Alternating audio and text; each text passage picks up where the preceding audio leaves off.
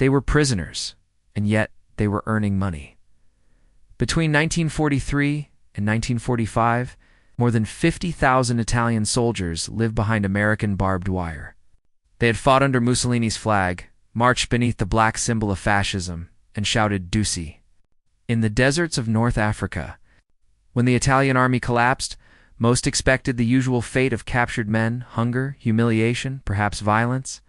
What they found instead was a country that paid them to work, fed them white bread, and sometimes let them sing while doing it. The United States had never planned to host tens of thousands of Italian prisoners. They began arriving in 1943, after the Allied invasion of Sicily. British and American forces captured entire regiments almost overnight. The European camps were overcrowded, the front lines shifting daily, and the Atlantic convoys now traveled safely enough to cross. So the War Department ordered, "Send them west, to the heartland, to Texas, to the cotton fields of Arkansas and the wheat plains of Kansas." Their journey took weeks. Inside the holds of Liberty ships, men slept shoulder to shoulder. The air was damp with fuel and salt. They had no idea where they were going. Some thought they were being taken to Alaska. Others whispered that they were bound for a secret penal colony. When the ships reached New York Harbor or Norfolk, the prisoners glimpsed a skyline that seemed unreal. Towers of glass and steel untouched by war. America, to them, was a rumor. Now it had shape. From the docks, trains carried them inland. Guards sat at the ends of each car, rifles resting, but rarely raised. The prisoners stared through dirty windows as the landscape rolled by. Pine forests. Billboards advertising Coca-Cola, children waving at the train. One soldier wrote later, "I expected hatred.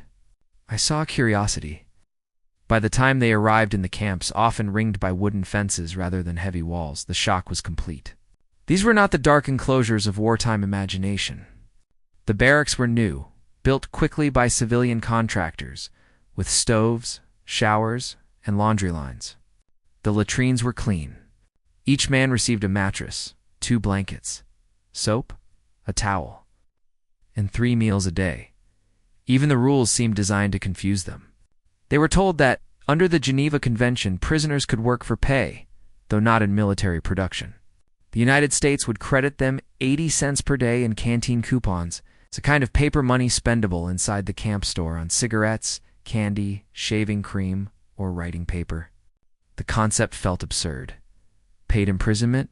At first, most refused. The older men cited honor. The younger ones feared propaganda. Work for the enemy? They asked. Never. But hunger is patient, and curiosity even more so. Within weeks, the same men were signing their names to rosters, not because they had surrendered their pride, but because they wanted to see America beyond the fence.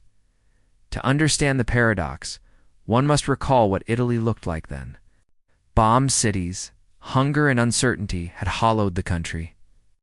Many of these men came from villages where $1 a day could feed a family. In America, the same sum was pocket money. When the guards explained that their earnings could buy them a chocolate bar or a pouch of tobacco, disbelief turned to silence. They looked at the American dollar, the small green rectangle of printed freedom, as if it were an artifact from another planet. The American officers had their own motives. By 1943, the United States was short of farm labor. Millions of young men were overseas, and harvests risked failure. Bringing prisoners into rural labor was pragmatic, not sentimental. Yet the program worked precisely because it was fair. A POW who picked cotton or chopped wood did so under supervision but not coercion. For every 8 hours of work, he earned his 80 cents. For every day without incident, he kept his dignity. Still, suspicion lingered. The guards were mostly reservists, older men, farmers, or small-town sheriffs wearing army uniforms. They had been told that the Italians were good prisoners, Catholic, polite, not fanatical like the Japanese or the Waffen-SS. Even so, rifles remained visible. Yet something about these arrivals softened them. One guard recalled, "They looked more like lost boys than soldiers. Half of them smiled when we handed them coffee." Coffee. It was perhaps the first surprise.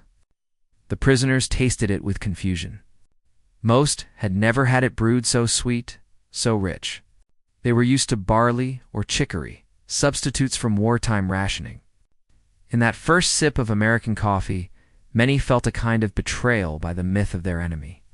If this was the barbaric capitalism they had been told to despise, it tasted better than anything they remembered from home.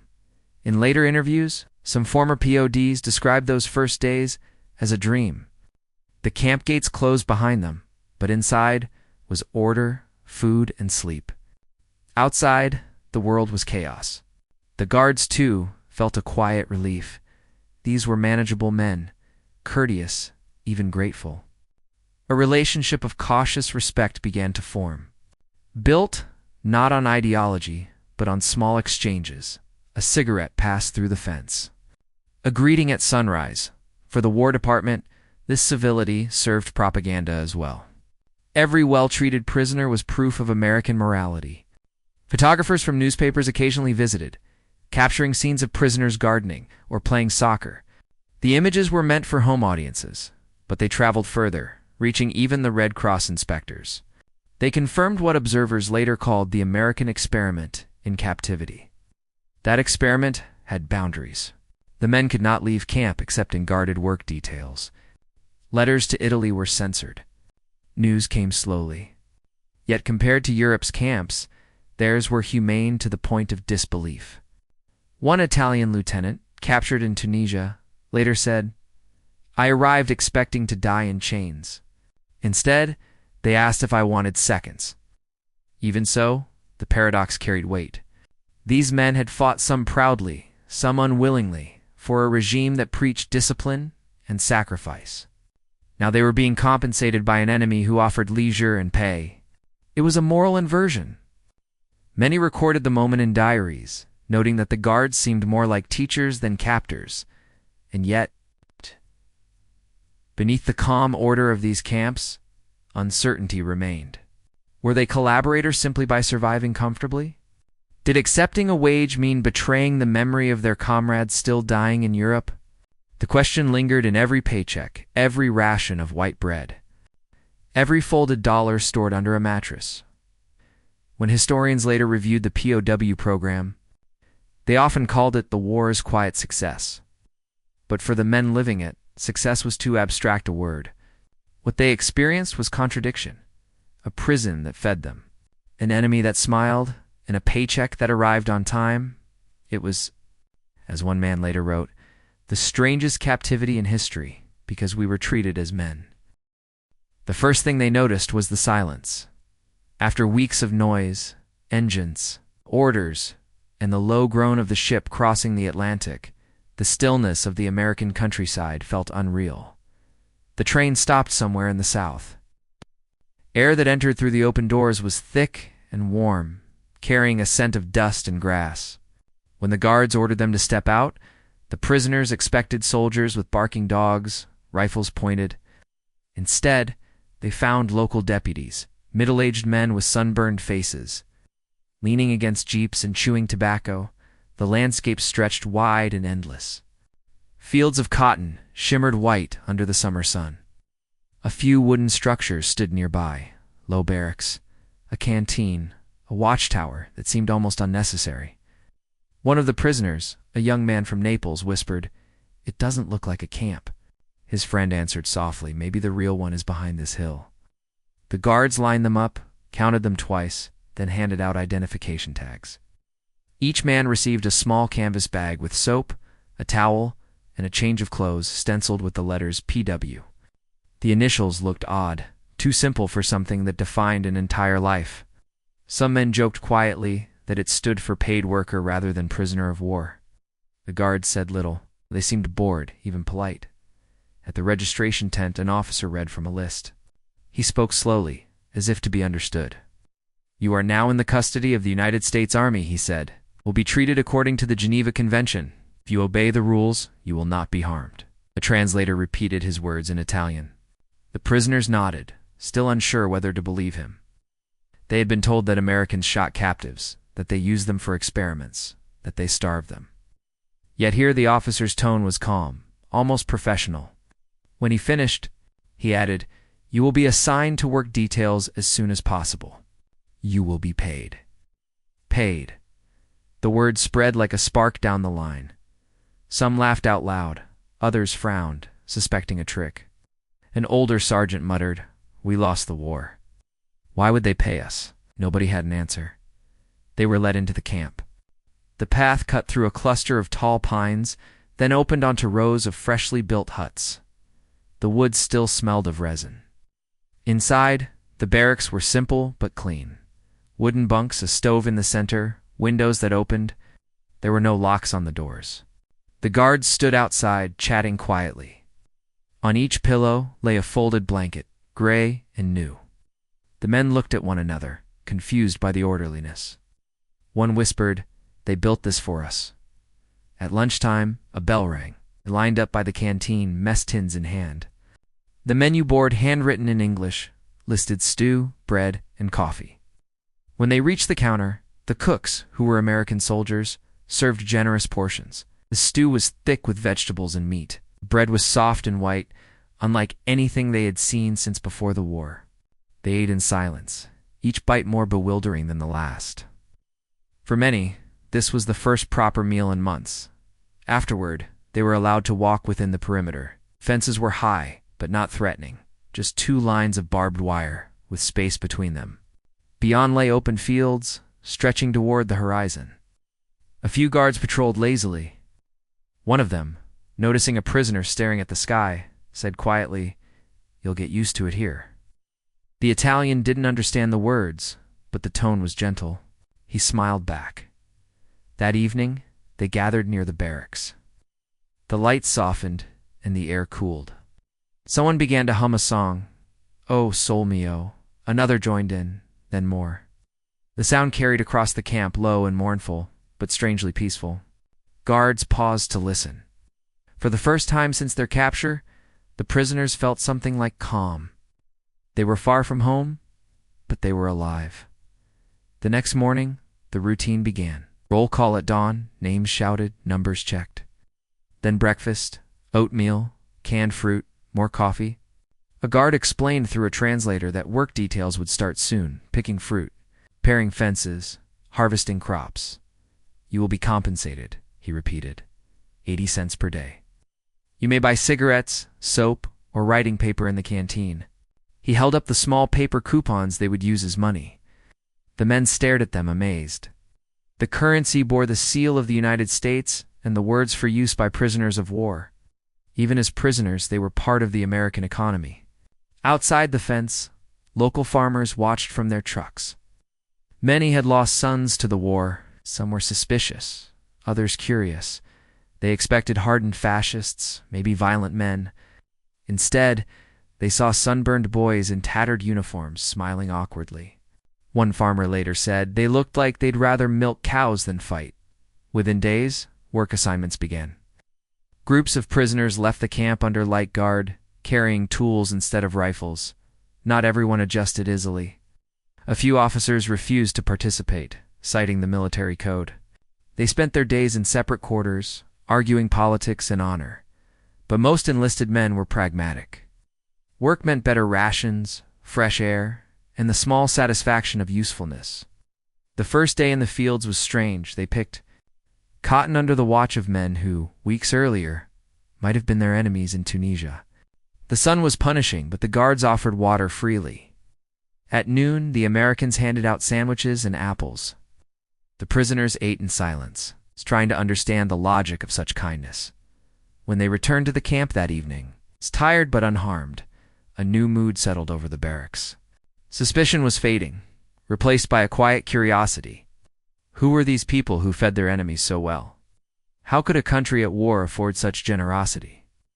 In letters home, carefully censored but still sincere, the Italians tried to describe it. "We are treated fairly," one wrote. "There is food, there is order. It is not what we expected." A few days later, Red Cross representatives arrived for inspection. They checked the kitchen, the infirmary, the sleeping quarters. Everything was in compliance. The inspectors noted the cooperation between guards and prisoners. The cleanliness of the facilities, the presence of books and games, they reported that morale was unexpectedly high. The prisoners saw them as confirmation that this was real, not propaganda, not temporary mercy. At night, lying on his bunk, Giovanni, a former fisherman from Palermo, listened to the hum of the crickets outside the window. The air smelled of pine and soap. He turned the small paper coupon over in his hand, his first American dollar, even if it wasn't real. He thought of his family, of the ruins of home, how strange it was that captivity could feel safer than freedom. Somewhere near the gate, a guard played a radio softly. The melody was foreign, swing music, upbeat and distant. The words were in English, but the rhythm spoke of calm and abundance. Giovanni closed his eyes and smiled faintly. He would remember that sound for the rest of his life. For now, the war was still raging across oceans and continents.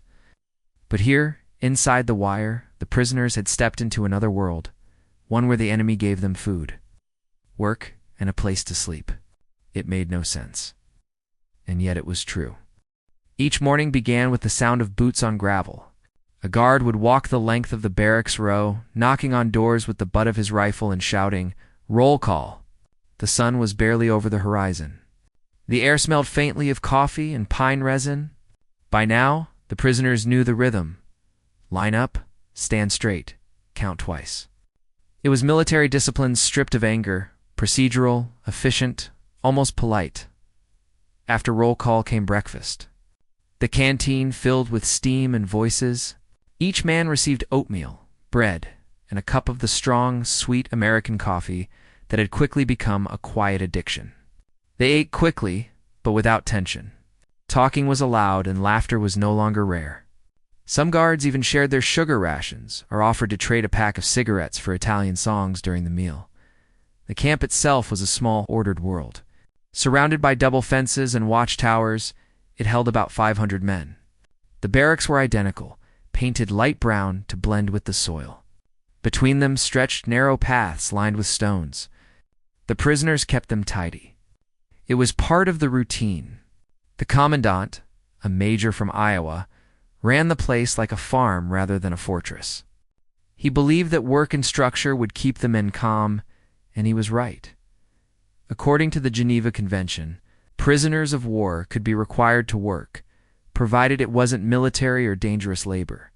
In practice, this meant farm work, lumber, or road repair. Each week lists were posted outside the mess hall. Those chosen for work details left after breakfast, carrying lunch boxes marked PW. Their pay was fixed, 80 cents a day, credited to their account in the camp store. The store sold soap, candy, postcards, razors, and occasionally magazines with women smiling on the cover. The items looked harmless, almost ordinary. But two men who had been through battle and defeat, they were pieces of another civilization. At first, many refused to work. Some cited orders from officers who still considered cooperation with the Allies a betrayal.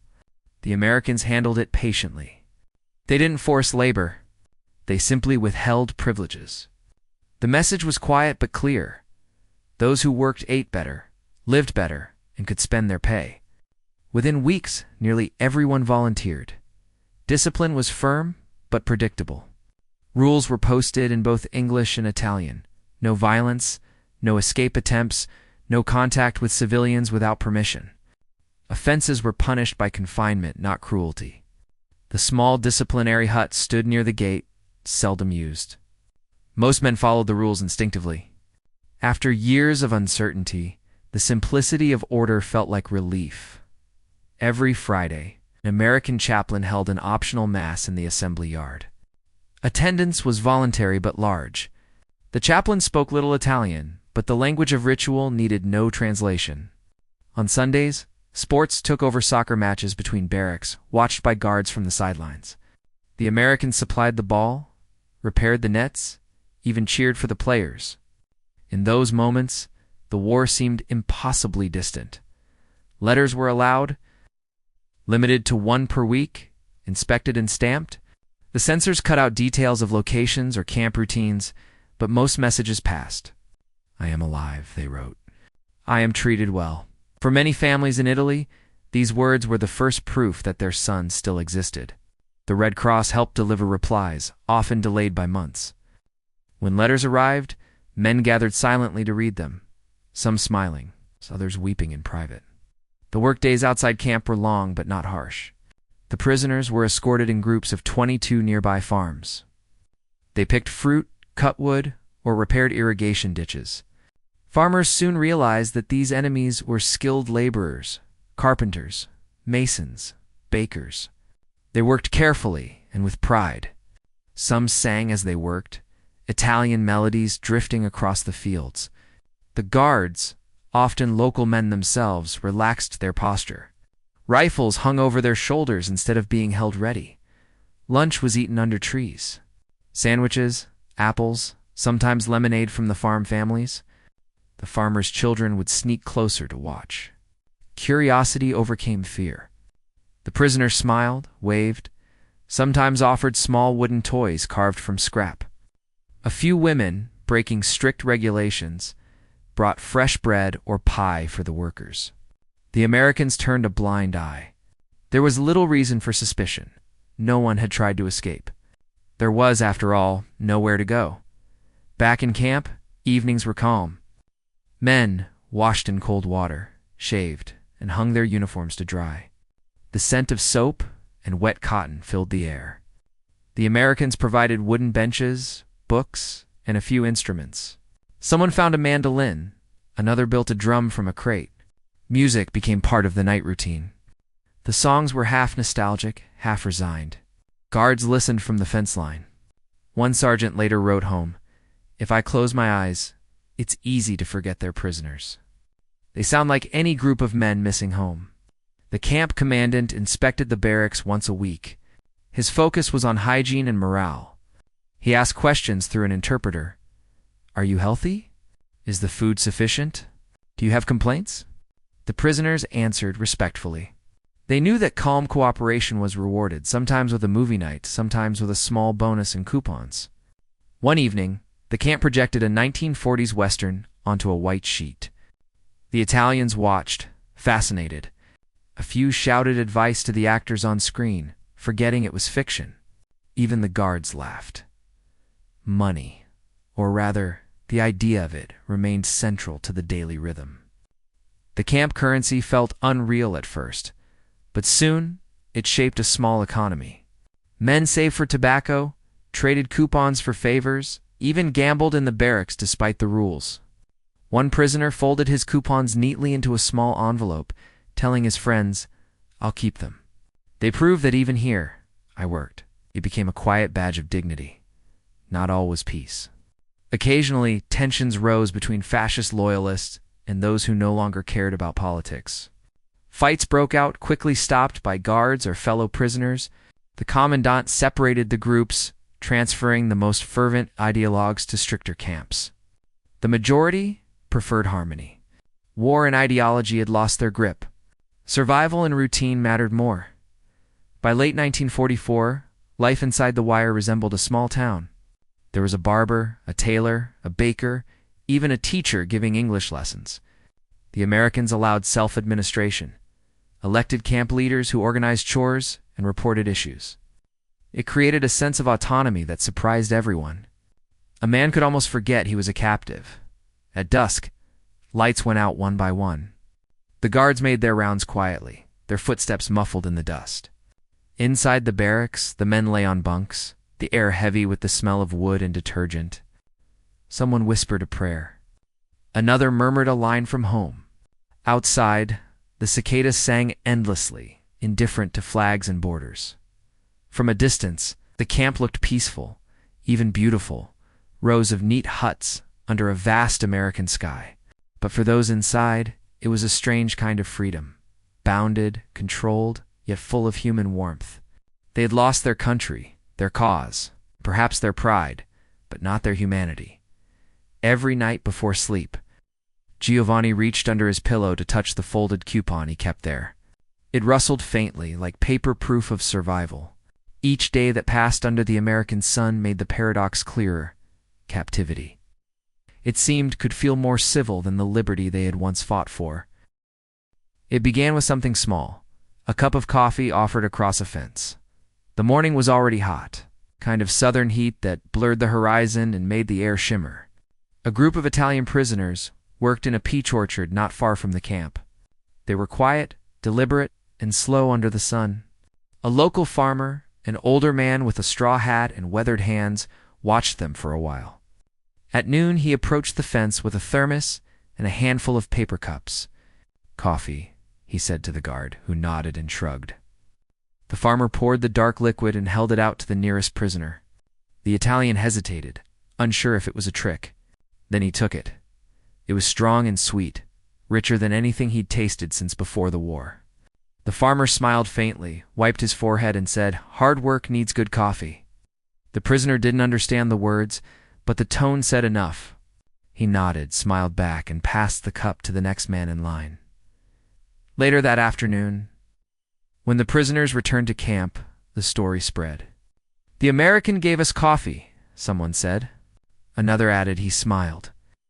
A third whispered, "He gave us sugar, too." The details changed with each retelling, but the feeling didn't. A small kindness that defied the logic of war. That was how it often began, with gestures that made no strategic sense. The guards didn't talk about politics, and the prisoners stopped pretending to hate them. They were, in practice, men sharing the same sun, the same tiredness, and sometimes the same jokes. The Americans called them the Dagos, not kindly but not cruelly either. The Italians, in turn, began referring to their guards as glizi, the uncles. There was mockery in it, but also familiarity. The first act of generosity that most prisoners remembered wasn't the coffee, but the soap. Each man had been issued a small bar when they arrived. Stamped U.S. Army. It smelled faintly of lemon and clean linen. Soap was a luxury they hadn't known for years. In Italy, before capture, washing had become a rarity. Water scarce, hygiene forgotten. Now, with hot showers and soap available every evening, men who had once marched in dust and blood rediscovered what it meant to feel clean. One of them, a former carpenter from Bologna, held the bar to his nose for days before using it. He called it Profumo di Libertà, the scent of freedom. Small items became symbols. A pack of gum, a chocolate bar, a piece of white bread. The Americans seemed to have an endless supply of such things, and they shared them casually. To the prisoners, each item carried meaning far beyond its taste. It was proof of abundance, of comfort, of a civilization untouched by hunger. The chewing gum, in particular, fascinated them. They chewed it cautiously, then wrapped it in paper and saved it overnight, trying to stretch the flavor into the next day. Some wrote home describing it as a strange candy that never ends. Within the camp, the guards noticed the curiosity. One afternoon, a sergeant demonstrated how to chew gum properly, laughing as the Italians tried to mimic him. What began as a lesson turned into a game. They blew bubbles, burst them, and laughed like children. The sergeant later admitted in a letter, "I forgot they were prisoners for a moment." In time, other exchanges followed. When the workdays ended, the prisoners sometimes traded carvings or small crafts for American cigarettes. Using scraps of wood from the workshops, they built miniature ships, crucifixes, or toy animals. The Americans kept them as souvenirs. In return, they slipped the Italians bits of chocolate or slices of apple pie from the mess hall. No one reported it. It was against regulations, but everyone pretended not to see. The commandant, when asked about it by an inspector, only said, "If a man learns kindness in captivity, that's good discipline." Cultural contrasts went beyond food and objects. Language itself became a quiet bridge. Some prisoners learned phrases of English. Some guards picked up Italian words. The camp interpreters kept notebooks full of mixed slang. "Okay, amico. Finished mangiare. Break time." Misunderstandings were constant but harmless. Once, when a guard shouted, "Hurry up!" an Italian misheard it as "Harry up" and started calling him Mr. Harry. The nickname stuck for months. The Americans' casual manners bewildered the Italians. In the fascist army, authority was rigid. Orders shouted, punishments swift. Here, a corporal joked with a private, A guard chatted with a prisoner, and nobody saluted outside official hours. "They treat each other like equals," one prisoner wrote. "It is strange but not unpleasant." Then there was the food. The camp kitchen became a theater of cultural discovery. The Americans served what they knew: beans, bacon, corn, white bread, coffee. The Italians missed pasta, olive oil, and wine. They complained politely, then started improvising. Using flour from the camp store and tomatoes grown in a small garden, they made a crude sauce and cooked noodles over a makeshift stove. When the guards caught the scent, they came to watch. One tried it, declared it damn good, and offered to bring cheese from the mess hall. From then on, pasta night became unofficial tradition. The Americans called it Spaghetti Day. The Italians called it Sunday. Even music crossed the wire. One evening, as the sun sank low, a group of guards sat outside the fence with a radio. A song played, "Don't Fence Me In." The title alone made the prisoners laugh. Then, unexpectedly, one of them began to hum along. Another joined, then another, until the whole camp was softly singing a song about open plains and freedom. When it ended, there was applause on both sides of the fence. These moments didn't erase the reality of captivity. The fences still stood, the war still raged overseas, and the men still dreamed of home. But they shifted something deeper: the perception of who the enemy was. "We were told Americans were greedy and cold," wrote one prisoner later. "Instead, they gave us soap, bread, and time to rest. They didn't need to do that. Sometimes kindness came disguised as routine. On especially hot days, the guards shortened work shifts. On Christmas Eve, they allowed a small midnight mass inside the camp, complete with candles and a borrowed harmonium. The guards stood at the back quietly, hats removed. After the service, they shared coffee and a few tins of fruit. For the prisoners, it was an unforgettable night, not because it felt like home, but because for a few hours, the world outside the war felt near. Weeks turned into months. And the small acts continued: an extra ladle of stew, a joke, a handshake at the end of a workday. Each gesture chipped away at fear and replaced it with something simpler: respect, years later. Many of the men who had lived through those camps remembered not the fences, but the faces. A farmer with a thermos, a sergeant with a cigarette, a country that, despite fighting them, had chosen to treat them as men, and for those who had expected hatred, that remained the greatest surprise of all. By late 1944, life in the camp had taken on a rhythm so steady that men could tell the time by sound alone. The morning bell, the rattle of boots on gravel, the hum of the generator after dusk, all measured out the hours of captivity that had somehow become ordinary. The barracks smelled of soap, wood, and warm bread from the kitchen.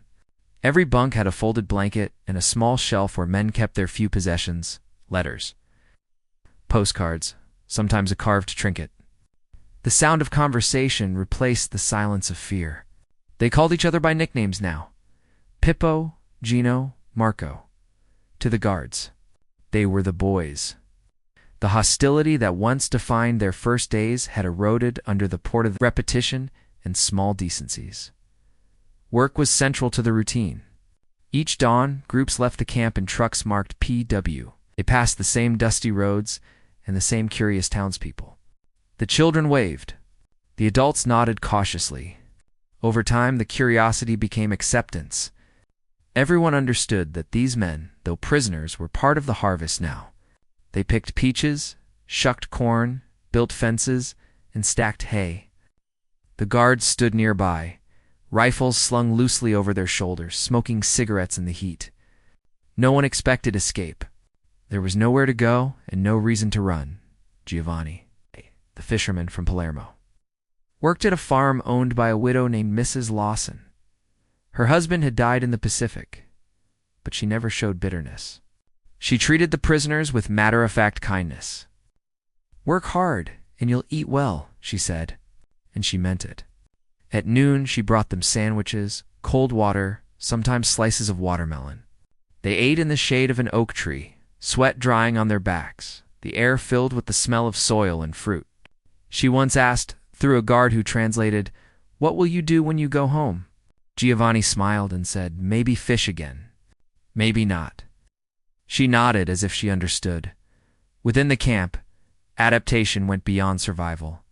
The men built lives inside the wire.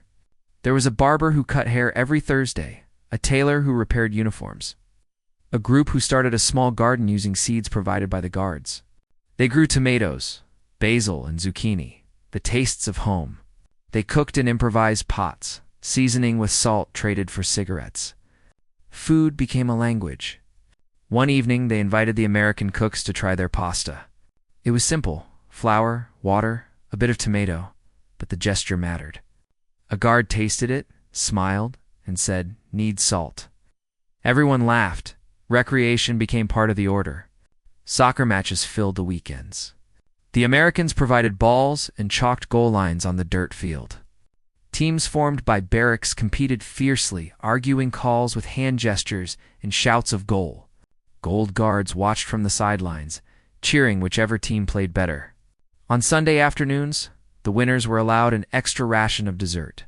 The sound of cheering carried across the camp, soft but unmistakably joyful. Music, too, thrived. One prisoner had managed to repair an old accordion.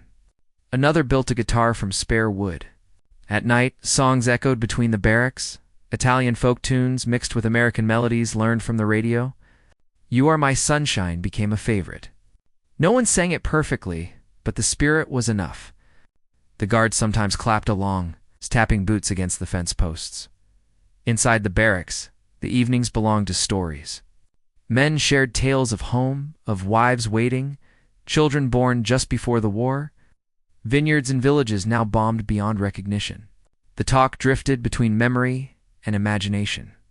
When we returned, they said, "We'll open a cafe together. We'll serve real pasta." They laughed, knowing it was a dream, but needing to believe it anyway. The pay system added a strange sense of normality. Each man still earned 80 cents per day, paid in camp scrip.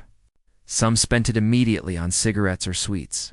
Others saved carefully, folding the coupons into envelopes with their names written in neat pencil. A few treated them like souvenirs of an impossible world, a place where war rewarded work instead of destruction. When payday came, there was anticipation, as if the economy of captivity had replaced that of nations. In winter, the tone changed. Cold seeped through the wooden walls. The heaters barely kept up, and the fields turned to mud. The guards brought extra blankets, and the cooks served thick soups that smelled of beans and onions. Life slowed. The men spent more time indoors reading borrowed books or learning English. The camp library, a converted storeroom, held old novels, geography manuals, and even a few Italian translations of American classics. The adventures of Tom Sawyer circulated endlessly. "He is a boy who doesn't want to obey," one prisoner said. "Maybe he's Italian." By then, correspondence with Italy had resumed more regularly. Letters brought news of devastation and hunger. Some families had fled their homes. Others described ration cards and empty markets. Reading them was painful. "Here we are, prisoners," one man said softly, "but at least we eat." Guilt mixed with gratitude, an emotion that defined the quiet mood of those months. The guards, too, seemed to recognize the humanity of the men they watched. Discipline relaxed. Searchlights still swept the perimeter, but more out of habit than suspicion. On rare occasions, a prisoner wandered too far during work hours. He was found easily, confused rather than rebellious. The punishment was minor: loss of pay, confinement for a day. Nobody wanted trouble. The war was far away, and peace, in this small corner of America, already felt real. Holidays reinforced the fragile bond between captors and captives. At Thanksgiving, the camp kitchen roasted turkeys. The Americans invited the prisoners to share in the meal. The Italians responded with songs and carved wooden gifts.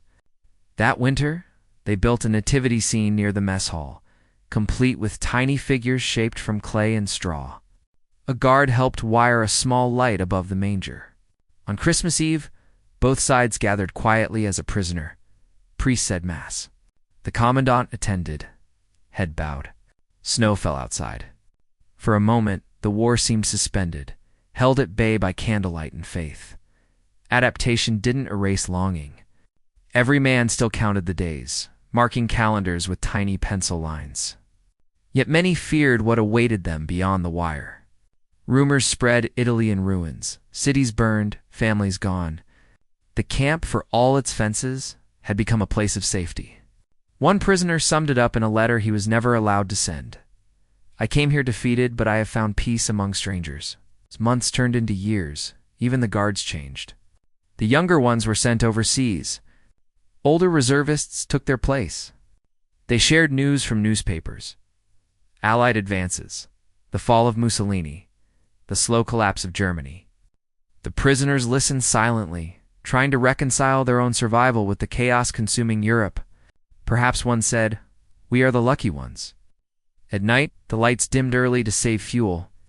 The camp fell quiet except for the wind moving through the trees. Somewhere, a guard's radio played faintly, swing music, far-off laughter from another world. Inside the barracks, the prisoners turned in their bunks, half dreaming of home, half dreading its reality. Behind the barbed wire, they had learned to live again, to work, to sing, to build, to wait. It was captivity, yes. But it was also, in its own strange way, a rehearsal for peace. The camp held hundreds of men, but history often remembers places like this through the quiet lives of a few. 3 stories stood out among them, ordinary men whose days behind the wire revealed what captivity could do to the human spirit. 1. Giovanni, a fisherman before the war.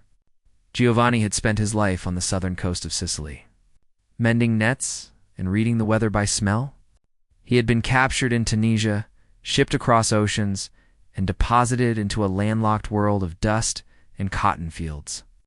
At first, he felt like a man trapped between 2 seas, one he had lost, one he could never reach. In the camp, he became known as the fisherman who couldn't swim, a quiet man with hands always busy. He built small wooden boats from scrap, complete with tiny sails stitched from cloth ration bags. He gave them away to guards' children who visited on inspection days, though regulations said they weren't supposed to. The children carried the little boats home, floating them in creeks. The guards pretended not to see. One evening, when a storm rolled over the camp, thunder shaking the windows, Giovanni stood outside, face lifted to the rain. "Smells like home," he said in broken English. A guard nearby smiled. The next day, the guard brought him a fishing hook and line from a local store. "For when you go back," he said. Giovanni nodded, slipped the hook into his pocket, and never used it. He kept it as a promise that there would be water again someday. He was among those who found peace in repetition. Work in the fields gave him purpose. The wages, small though they were, gave him dignity. Once a week he bought a tin of coffee with his coupons, sharing it with his barrack mates. It became their ritual: coffee, stories, silence. When asked later what he remembered most about America, he didn't mention the fences or the guards. He said only, the smell of bread in the morning. It meant we would live another day. 2. Lieutenant Rossi. The officer Rossi had been an officer, proud and immaculate. He came from Florence, studied engineering before the war, and wore his uniform like armor. When captured, he refused to surrender his rank even in defeat. In the first months of captivity, he remained aloof, standing apart at roll call, eating alone, refusing to join work details. To him, labor under the enemy's command was humiliation. He was transferred to this camp after causing trouble in another. The commandant, a patient man, spoke to him privately. "You have 2 choices," he said. "You can stay in your room and write reports that no one will read, or you can help rebuild the camp's water pump." "You're an engineer, aren't you?" Rossi said nothing. The next morning, he was seen inspecting the pipes. Work changed him. It gave him an audience: the guards who fetched tools, the prisoners who carried buckets, the Americans who watched a man of education fix what they could not. When the pump finally sputtered to life, a cheer went up from both sides of the fence. Someone clapped him on the back, and he didn't protest. Later, Rossi began teaching arithmetic and drawing to younger prisoners in the evenings. He drew maps on scraps of cardboard, explained how engines worked, spoke about bridges and symmetry. The enemy, he said once, is ignorance, not nations. The guards sometimes attended the lessons sitting quietly in the back. It was a reversal of everything he had believed about order and pride. When he rode home months later, his tone had softened. "I am learning humility," he admitted. "Perhaps that is harder than war." 3. Luigi, the baker Luigi, had been a baker in Naples before the bombs. His hands were made for dough, not rifles. Captured early in the war, he carried with him a small wooden spoon carved by his father. In the camp, he found work in the kitchen almost immediately. At first, he simply peeled potatoes and washed pots. But soon he began experimenting with what little he had: flour from the stores, oil traded from guards, tomatoes from the prisoner's garden. The first time he made bread, the smell drifted through the camp like memory. Men gathered outside the kitchen, drawn by it. When the loaves came out of the oven, even the Americans lined up to taste them. "Best bread since home," one sergeant said, tearing off a piece. From that day, Luigi was known as Il Fornaio, the baker. He became the camp's most popular man. He taught others to bake, to measure by feel rather than weight. On Sundays, he made small pizzas using canned tomatoes and powdered cheese. They weren't Italian, not really, but they reminded everyone of something lost. The guards teased him, saying, "Luigi, you could open a restaurant when this is over." He would grin and reply, "Maybe here." Once, he saved enough of his coupons to buy chocolate from the canteen. He melted it and spread it over the bread, handing it out to guards and prisoners alike. "Peace tastes like this," he joked. People laughed, but some wrote the words down later, remembering them as the truest thing said in camp. Shared humanity, the stories of men like Giovanni, Rossi, and Luigi spread quietly, shaping the mood of the camp.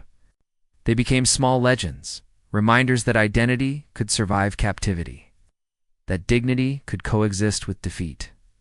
Their paths sometimes crossed. Giovanni would trade fresh vegetables for Luigi's bread. Rossi repaired the hinges on the oven door when it broke. On warm nights, they sat together near the fence, talking in low voices about the homes they missed and the futures they couldn't picture. The guards nearby smoked in silence, listening without understanding. Not every prisoner adapted so easily. A handful remained bitter, refusing to speak English, clinging to a war already lost. But their isolation only emphasized the calm that ruled the camp.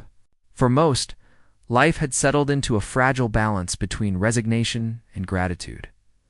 Outside the wire, America continued its war, factories running day and night, telegrams arriving at doorsteps, newsreels showing victories and losses. Inside, the days blurred together, marked not by battles, but by weather, meals, and paydays. The prisoners who once feared starvation now worried about missing their next soccer match. The irony was not lost on them. By the spring of 1945, these three men, the fisherman, the officer, the baker, represented the full spectrum of survival. One found peace in simplicity, one found redemption in work, and one found joy in creation. Together they embodied the quiet transformation that captivity could bring: enemies becoming workers, strangers becoming neighbors, and men rediscovering the ordinary grace of living. When the war finally ended, each would return to a different fate. Giovanni would go home to rebuild his boat. Rossi would become a teacher. Luigi, it was said, would one day open a bakery in Chicago, using the recipe he'd invented behind the wire. But for now, in that camp surrounded by fields and fences, they were just men, working, laughing, waiting proof that even in a war built on destruction, humanity could still take root in the smallest places. By the spring of 1945, the war that had seemed endless was clearly nearing its conclusion. News filtered into the camp through guards' conversations, censored newspapers, and the occasional radio broadcast. Germany was collapsing. Mussolini's Republic of Salo was in retreat. Rome was free. For the prisoners, the headlines stirred emotions that were harder to manage than hunger or boredom. Victory and defeat had become tangled concepts. The men who had once fought for fascism were now being paid by its enemy, fed by its enemy, and increasingly protected by its enemy. Inside the barracks, conversations grew quieter, more personal. Loyalty was no longer a public performance. It was a private ache. For every man who felt relief that the war was ending, another felt humiliation. To admit that America treated them better than their own regime had treated its soldiers was a truth that sat heavy in the gut. Some refused to speak of it at all. The Americans noticed the change. The same men who had once sung freely now worked in silence. The laughter in the canteen faded. The guards, uncertain of what to say, said less. Yet the rhythm of life continued. Roll call, work, pay, sleep. Routine was the only stable ground left. Among the prisoners, divisions hardened. On one side were the cooperators, men who accepted work details, joined the camp's English classes, and helped repair local roads. On the other were the loyalists, officers, and true believers in Mussolini's cause, who saw cooperation as betrayal. They called the others I traditori, the traitors. The Americans, aware of the tension, separated the groups into different compounds whenever possible. Still, words carried across fences. One night, someone painted Viva il Duce on the wall of the latrine. By morning, it was gone, scrubbed clean by prisoners themselves. No one confessed, and no one asked. The silence around the axe said everything. The war inside their heads had not ended. Lieutenant Rossi, once the proud officer, found himself between both worlds. He had long abandoned his faith in Mussolini, yet part of him still clung to the discipline and pride of the uniform. In the evenings, younger men sought his advice. Should we keep working for them? They asked. Rossi would pause before answering. We work for ourselves, he said finally. If you can eat, if you can write home, then you are surviving. Pride feeds no one. Giovanni, the fisherman, felt no such conflict. To him, work was life, moral or not. In war, we were tools, he said quietly. Here we are, men. He spent his days repairing nets for the local farmers who had begun asking for his help. The guards paid him with extra bread, which he shared in the barracks. His simple generosity irritated the loyalists, who saw it as weakness. You have forgotten who you are, one spat. Giovanni just smiled. I remember too well.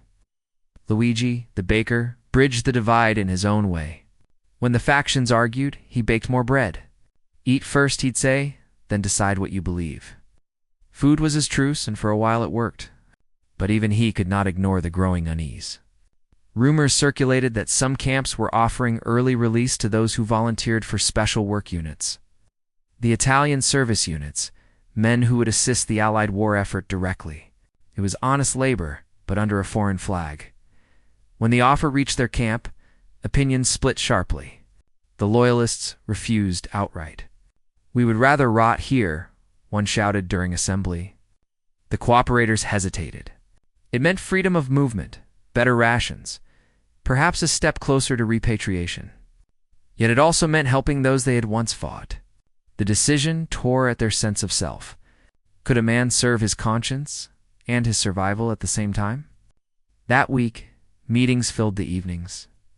The prisoners gathered in the canteen, arguing softly in dialects from north and south. Some quoted the church, "Work is not betrayal." Others quoted fallen comrades. Would they forgive us? The commandant watched from a distance, letting them decide. By Friday, nearly half the camp volunteered. The next morning, the volunteers lined up outside the gate. They were given new uniforms marked ISU and transported to nearby depots to load supplies or repair machinery. For the first time in years, they walked outside the wire without guards. Freedom, it turned out, was both exhilarating and unbearable. Many kept glancing over their shoulders, expecting to be called back. Instead, the trucks rolled on. Those who stayed behind watched in silence. A loyalist officer muttered, "They will regret it." But when letters returned weeks later, describing warm meals, open skies, and pay in real dollars instead of coupons, regret shifted sides. By summer, most who remained had joined. Still, the sense of shame lingered. At night, Men stared at their pay slips as if they were confessions. Each coin earned under the American flag was proof of compromise. "We have sold ourselves for bread," one wrote bitterly. Yet others saw it differently. "We were soldiers once," said Luigi. "Now we are men. That is not shame. That is mercy." Outside, the war's end approached visibly. Newspapers posted at the canteen spoke of Hitler's suicide, of liberation, of peace talks. The guards shared cigarettes with the prisoners to mark the news. Some men cheered, others cried. A few sat apart, faces blank. They had been enemies, then workers, and now, in some strange way, witnesses to a world rearranging itself. The internal war, however, didn't end with victory. It deepened. What would happen when they went home? How would they explain the comfort, the wages, the laughter shared with Americans? Two families starving in ruins, their stories would sound like betrayal. "How can I tell them," Giovanni asked one night, "that the best bread I ever ate came from my enemy?" In the final weeks before repatriation, shame mixed with gratitude into something unnameable. They folded their camp dollars carefully, hid them in shoes or letters. Some carved their initials into the wooden bunks before leaving, small memorials to a strange peace. The fences that once defined captivity had become boundaries between two moral worlds, one of war's pride, another of human decency, Lieutenant Rossi wrote in his journal before departure. "We will return to Italy as ghosts of two countries, the one that betrayed us and the one that fed us. Between them, we have learned the hardest lesson, that dignity survives not through loyalty, but through kindness." In that he spoke for them all. Waiting begins. By the summer of 1945, the radio in the guardhouse played nothing but victory. Germany had surrendered. Mussolini was dead. Photographs of cheering crowds in Europe filled American newspapers. Inside the camp, men gathered around bulletin boards, reading every headline as if searching for their own names in the text. The war that had taken them from their homes was over. And yet they were still here. The guards were the first to notice the change. The prisoners worked more slowly, spoke less. They watched the horizon with the same quiet suspicion they'd had on the day they arrived. "Peace," one man muttered, "comes for everyone but us." Officially, they were still prisoners of war, bound by international agreements until repatriation could be arranged. In practice, they were laborers without a war, ghosts of an army that no longer existed. Letters arrived more frequently now. Some brought relief, families alive, villages rebuilding. Others brought silence, entire towns erased, loved ones gone. A few men received envelopes with black borders, a sign of mourning. They read the letters once, then tore them quietly, unwilling to let others see. That mixture of hope and loss created a tension that the Americans couldn't quite understand. To the guards, the war was finished. To the Italians, it had only changed shape. For those in the Italian service units, the end of combat brought new confusion. They had labored in warehouses, on rail lines, in army kitchens. Some had earned the respect of their American officers, who now called them friends. When news came that they would soon be sent home, many didn't celebrate. They hesitated. "Home to what?" one asked. The guard who heard him had no answer. The camp itself began to empty slowly. German prisoners were prioritized for return, followed by the Italians. Bureaucracy moved at the pace of paperwork and ships. Each week a list was posted near the gate, names scheduled for transport. Those who saw their names packed neatly. Those who didn't stared at the list, tracing the lines as if their absence were a mistake. "Next week," the guards said. But next week kept shifting. Meanwhile, America continued to live around them. Farmers brought their harvests to market. Children rode bicycles along the road outside the fence, and on Sundays, the church bells rang freely. The prisoners could hear them faintly, reminders of a normal life that no longer felt real. Some grew restless. "We are not soldiers anymore," Luigi said one evening. "We are memories waiting to be sent somewhere." To keep order, the commandant expanded work assignments. Men built barns, repaired fences, cleaned local parks. They earned their 80 cents a day, still in coupons, though rumors spread that real dollars might come once they were released. A few of the guards even asked them to carve furniture or fix roofs on private farms. Officially forbidden, it happened anyway. The locals trusted the Italians now. They worked hard and smiled easily. Many farmers asked if they could stay through the next harvest. The War Department declined, but the question itself said something about how much had changed. By September, Red Cross officials arrived to prepare for repatriation.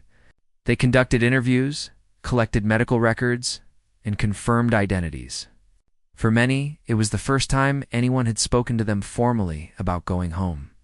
Yet the news didn't bring joy. One prisoner said to the inspector, "We came here as soldiers of a dead country. What do we return as?" The inspector didn't reply. His clipboard held no answer for that.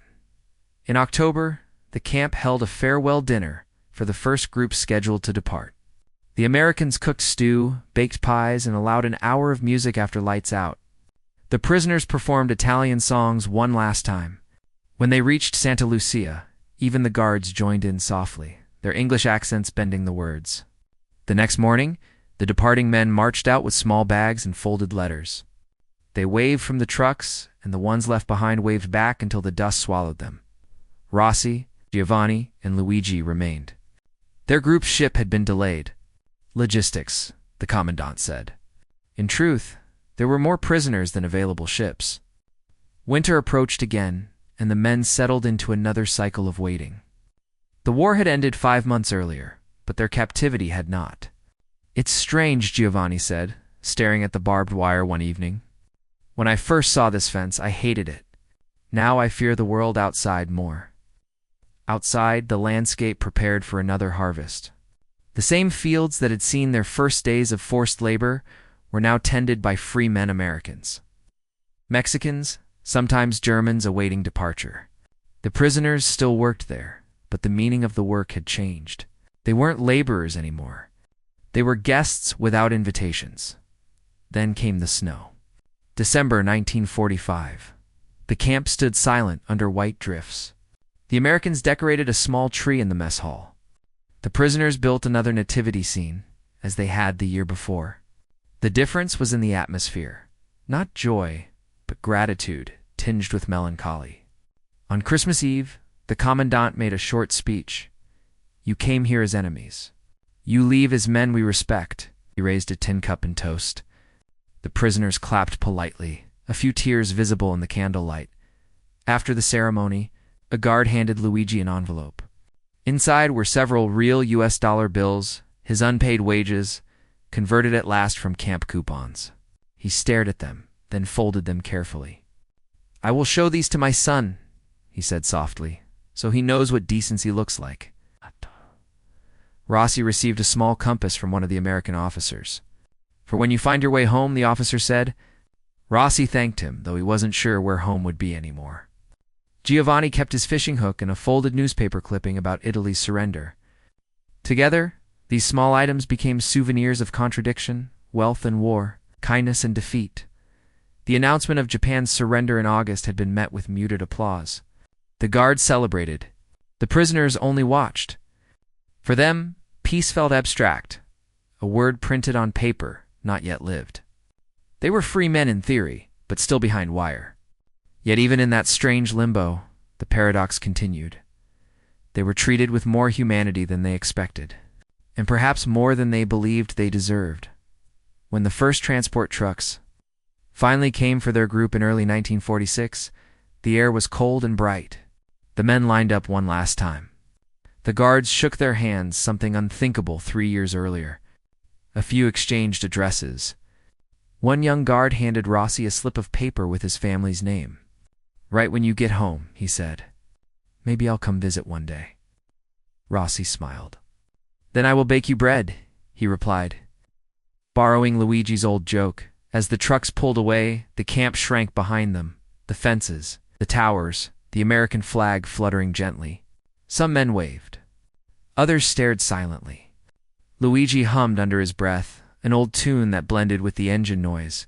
For 3 years, they had lived in a paradox. Prisoners who had known comfort, enemies who had known kindness, men who had found pieces of themselves in a foreign land. Now, as they left it behind, they carried more than pay, or souvenirs.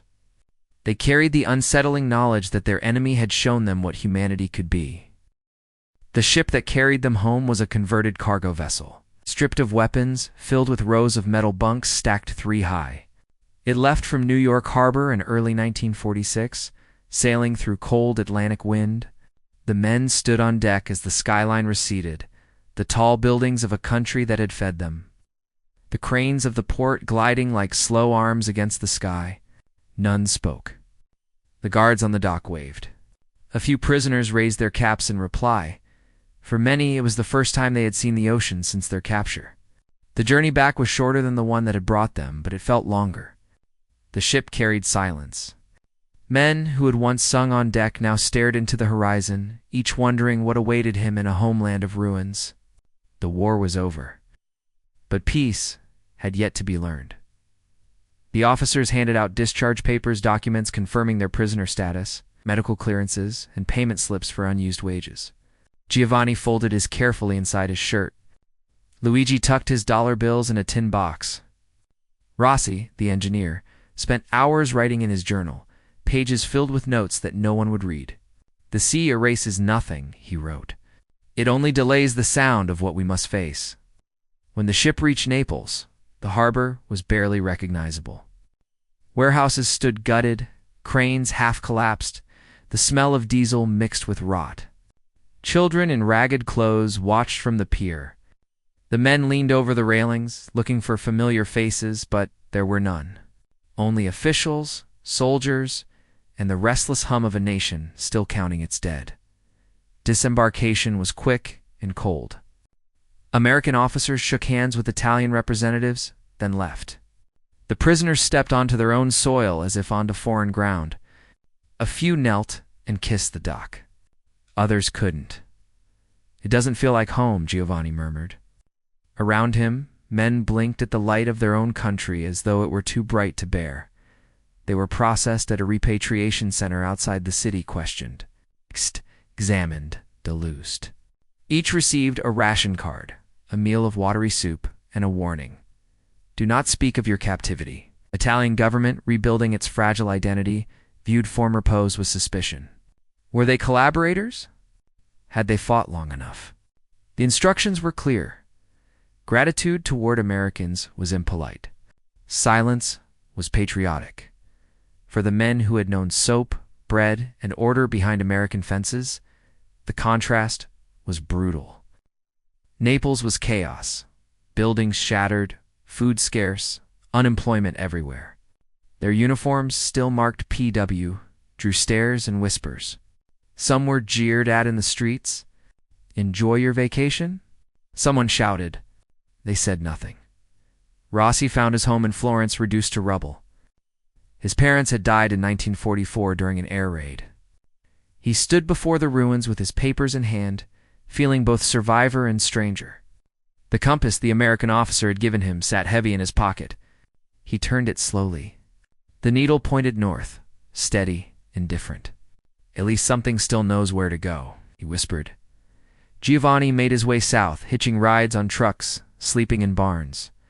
When he reached Palermo, he found the harbor alive again, fishermen hauling nets, children shouting. He joined a crew within days. The sea was smaller than he remembered, but the salt on his hands felt real. One evening, he pulled a small fish from the water and held it up to the sunset. "America was a dream," he said to the waves. "This is life." Luigi's journey was different. Naples, his city, was broken, but alive. He reopened the bakery where his father had once worked. The ovens were cracked, the windows shattered, but he repaired them with borrowed money and stubbornness. He hung a small sign above the door, "Pane di Pace, bread of peace." On opening day, he baked loaves shaped like the ones he'd made in camp, soft inside, crust golden. People lined up before dawn. He served them quietly, never mentioning where he had learned the recipe. Only his wife knew, and she said nothing. For months, the former POS avoided each other. There were no reunions, no celebrations. Some burned their camp photographs, fearing accusations of sympathy for the enemy. Others kept small relics, a coupon, a Red Cross card, a folded dollar bill hidden in drawers. The paradox of their captivity followed them like a shadow. They had been treated better by their enemy than by their own army. And it was a truth that no one wanted to hear. In villages across Italy, stories began to circulate anyway. A man who spoke English fluently now, who quoted American sayings. Another who built a garden with perfect order, like the camps, he said without thinking. Some farmers grew tomatoes the way they had seen them grown in Texas soil. In subtle ways, America had traveled home inside them. The church sometimes addressed the issue from the pulpit. Priests spoke of forgiveness, of how the enemy's kindness was also part of God's mysterious plan. But the veterans in the pews shifted uncomfortably. For them, forgiveness was to clean a word. The war had taken too much. What they had found in captivity wasn't absolution, it was contradiction. As years passed, silence became the natural language of those memories. When asked about their time in America, most said only, "It was strange," and changed the subject. Yet traces remained. Some named their sons after American guards. Some sent letters across the ocean, never knowing if they were received. A few even returned years later as immigrants, not soldiers. Luigi was one of them. In 1951, he sailed again across the Atlantic, this time with his wife and 2 children. He settled in Illinois, near the same kind of fields he had once worked as a prisoner. Locals loved his bread. They asked about his accent, and he would smile and say, "It's a long story." Rossi never left Italy again. He became a teacher in a rebuilt technical school, teaching young men about engines and geometry. He never mentioned the camp, but sometimes, when he spoke of structure and balance, his students sensed he was describing more than machines. Giovanni fished until old age, his hands cracked by salt and time. He kept the American fishing hook in a drawer by his bed. Across continents, none of them forgot the paradox. They had been enemies, then guests. Prisoners, then men. The world outside the wire had changed, but inside them, the quiet order of those American camps remained a measure not of victory, but of decency. And as they aged, that memory softened from shame into gratitude. Though few dared name it aloud in 1965, 2 decades after their return. A newspaper in Sicily published an article titled "When We Were Prisoners in Paradise." It quoted anonymous veterans who described clean barracks, fair pay, and kind guards. The article caused brief outrage, then faded into history. But for those who had lived it, the truth needed no defense. They had carried it in silence long enough for all the speeches and medals that followed the war. None captured what these men had learned behind American fences, that even in defeat, dignity could be restored not by ideology or nation, but by the simple humanity of those who could have humiliated them and chose not to. The war had ended in 1945. Their captivity had ended in 1946. But the lesson that mercy, once given, does not vanish endured far longer. In the end, the story of the Italian posts in America was not one of battles or borders, but of quiet contradictions. They came as enemies, were treated as guests, and left as something in between, men changed by a country they had been told to hate between 1943 and 1946. Over 50,000 Italian prisoners lived in more than 200 camps across the United States. They worked in the cotton fields of Texas, the sawmills of Wisconsin, the orchards of California. They built roads, harvested crops, repaired barns, tainted fences. Tasks small enough to seem forgettable, yet large enough to rebuild entire towns short of labor. They were not free, but they were not broken. They became part of the American landscape for a brief moment, and then they disappeared from it. The record shows almost no escapes, few acts of violence, and almost no deaths by mistreatment.